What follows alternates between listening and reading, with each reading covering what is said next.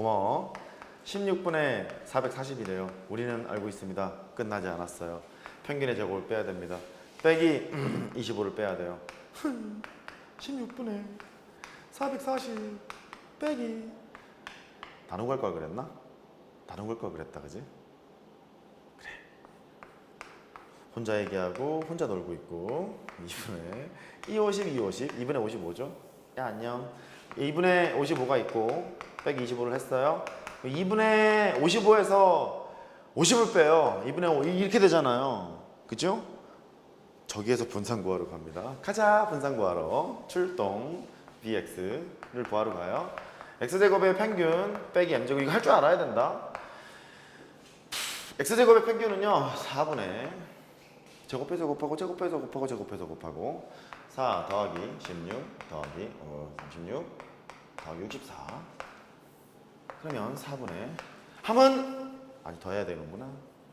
빼기 아까 평균이 5였죠? 25를 빼요. 20 120 35 이렇게 나오죠? 그래서 이쪽으로 해보면 표본의 크기로 나눈 것처럼 결정이 됩니다. 확인이 그렇게 가능한 거거든요. 근데 옛날에는요 이거를 굳이 해볼 필요가 없었어요. 안다는 가장 출발했는데 최근 유행이라니까. 유행이니까 할 줄 알아야 된다고. 흐름 보이세요? 그게 이거 필기하기 귀찮을까봐 164하고 165에다 써놨죠? 그렇게 이해하시면 되겠어요. 됐죠? 됐어. 넘어가. 됐어. 출동 169페이지로 갑니다.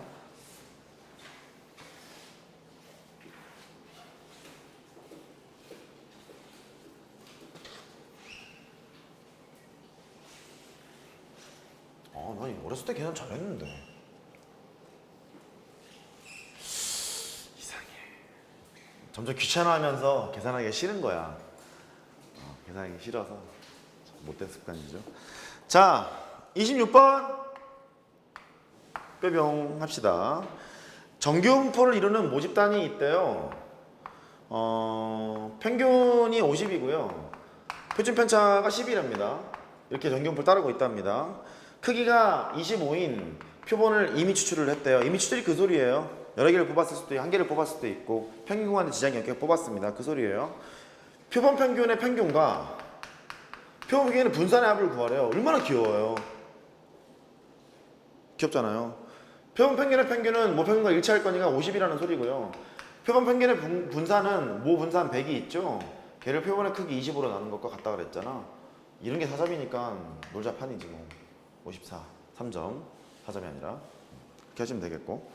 그 다음에 27번 모평균이 250 모표준 편차가 40인 그러니까 여기가 평균이 250이고요 모표준 편차가 40이래요 40의 제곱이겠죠. 그러면 정규분포를 따르는 모집단에서 이미 추출된 크기 100인 표본 평균 x바에 대하여 p 246보다 표본 평균이 크거나 같고 258보다 작거나 같은 확률을 구해라. 이거 잠깐 복습. 오해하지 마셔야 될 거는 이거예요. 원래 표준화를 하잖아요. x가 이렇게 정규분포를 따른다고 했을 때 표준화를 이제 하러 가요. 그러면 내 점수에서 평균을 빼고 내 점수의 표준 편차인 시그마로 나눠서 걔는 z야. 이렇게 했죠. 근데 요 z 있잖아요. z가 정규분포를 따른대요. 이렇게. 그러면 모평균과 일치할 거니까 평균은 그대로 쓰고요.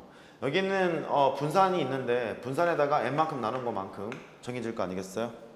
됐죠? 그래서 얘는 달라요. 그러니까 확률 변수가 x로 이렇게 정해지는 거거든. 여기서 이제 z로 이제 밖으로 가죠. z로 밖으로 가면 x바죠, x바. 표본 평균들은 표본 평균의 평균은 모평균과 일치할 거고 표본 평균의 분산은 모분산보다 작은데 n만큼 작다. 확인도 됐고 이해도 됐고. 그러면 이 표본 평균을 이제 표준화 시키잖아요. 표준화 시키게 되면 내 점수 평균을 빼고 내 점수의 표준 편차니까 x바의 표준 편차를 때리러 가야 돼. 루트 n분의 시그마 이렇게 했던 것 같다고. 됐죠? 요것만 조심하시면 돼요. 요것만. 그러면 이렇게 하시는 게 편해. 확률 변수 x가 정규분포를 따르고 있으니까 알려져 있다고 했잖아. 표본 평균들도 정규분포를 따라요 라고 알려져 있더라.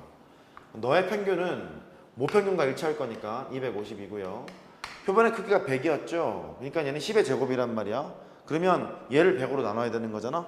10의 제곱분의 40의 제곱, 그러면 4의 제곱 이렇게 되는 거잖아요. 그래서 직접 이렇게 쓰세요. 이게 실수가 적어.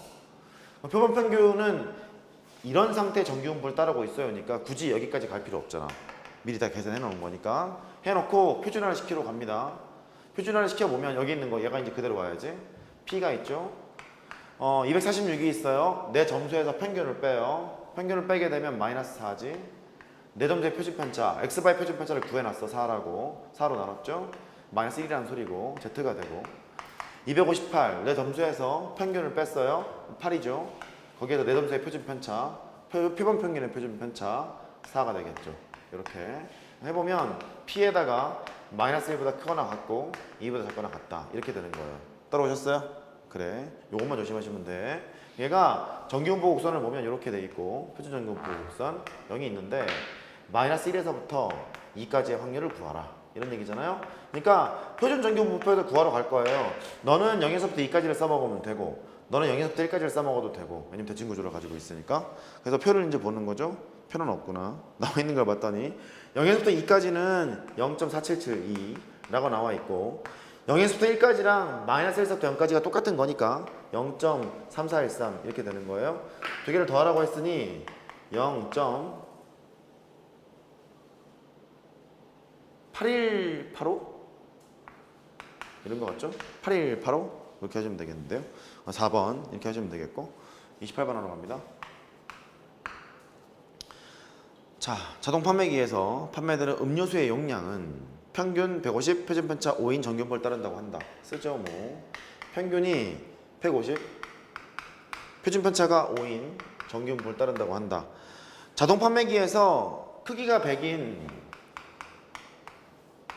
그 음료수들을 임의로 추출을 해서 그 표본 평균을 x바라고 할 때 P에다가 149보다 크거나 같고 x바가 151보다 작거나 같은 확률을 구하세요. 그러면 원래 있는 확률 변수가 정규분포를 따르고 있으면 표본 평균들도 정규분포를 따르고 있습니다가 알려져 있다. 그렇게 얘기했고 표본 평균은 모평균과 일치할 거니까 150 그대로 쓸 거고요. 표본 평균의 크기가 샘플 집단의 크기가 100이었잖아요. 10의 제곱으로 이제 나눌 거예요. 얘를 10의 제곱으로 나누는 거니까 2분의 1의 제곱 되는 거죠. 이렇게 된 거죠. 이렇게 썼어요. 그러면 이제 그 다음은 그냥 하면 된다. 자, 표본 평균을 표준화하러 가자고. 내 점수에서 평균을 뺐죠. 마이너스 1이에요. 마이너스 1을 2분의 1로 나눴어요. 마이너스 2라는 소리고. 내 점수에서 평균을 뺐죠. 1이야. 2분의 1로 나눴어요. 2라는 소리고. 너는 0에서부터 2까지 2배 하러 가면 됩니다. 마이너스 2에서부터 2까지니까 넓이 구하는 거니까 이렇게 왔죠. 0에서부터 2까지가 표를 보니까 0.4772래요. 2배 때리는 거예요. 0.9544 이렇게 되는 거죠. 2배 때리는 거니까 그렇게 하시면 되겠고. 넘어갑니다. 할만해요. 뭐 없어요. 29번. 어느 공장에서 생산되는 건전지의 수명은 평균 m시간, 표준편차 3시간인 정규분포를 따른다고 해요. 그것부터 쓰러 갈까요? 29번. 건전지의 수명이 있대. 평균 m시간이래. 표준편차 3시간인 정규분포를 따른다고 하는데 크기가 n인 표본을 이미 추출을 해서요. 표본 평균을 x바라고 하지. 묻는 것은 p m 빼기 0.5 x바가 있고 m 더하기 0.5 이럴 확률이 0.8664래요. 표본의 크기 n값을 한번 구해볼래? 이제 그랬거든요.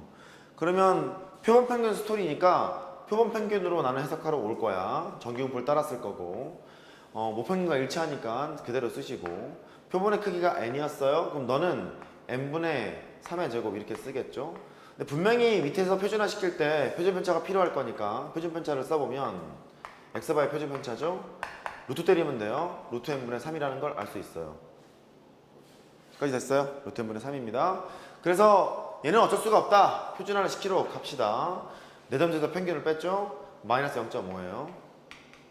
걔를 표준 편차 루트 n분의 3으로 나눴죠? 걔가 z가 되고 내점제에서 평균을 뺐습니다. 0.5가 있죠? 그 다음에 표준 편차 루트 n분의 3으로 나눴죠. 얘가 0.8664래요. 확률은 뭐 똑같을 거니까. 그런데 보통 표에 보면 0에서부터 거기까지 그렇게 나와 있잖아요. 그러면 0에서부터 거기까지가 0. 반땅을 때리면 0.4332잖아. 0.4332가 되는 z값 요걸 구해야 될 것 같거든. 0.4332가 1.5잖아요. 1.5일 거니까 이 동그라미가 1.5일 때 그 소리예요. 루트 n분의 3 분의 0.5 이게 1.5일 때 그 소리죠. 약분하게 되면 여기는 3이에요. 3이니까 루트 n분의 3이 3분의 1이면 되는 거죠. 루트 n이 9면 되는 거고 n은 81 이렇게 하시면 되겠죠. 어떻게 할만하세요? 괜찮아요? 이해됐어요 이거? 오케이. 밑에 거 한 번 더 하죠. 어느 제과점에서 만드는 빵이 있대요. 확률면수 x가 있대. 평균 150g, 표준 편차가 12g인 정규분포를 따른다고 한다. 이미 추출된 빵 9개의 무게, 표본의 크기가 9인 무게를 쟀대요. 표본 평균을 x바라고 했대. x바가 144g 이하의 확률을 구해볼까? 그랬어요. 그러면 정규분포로 해석하러 갑시다. 표본 평균도 정규분포를 따라요. 모평균과 일치할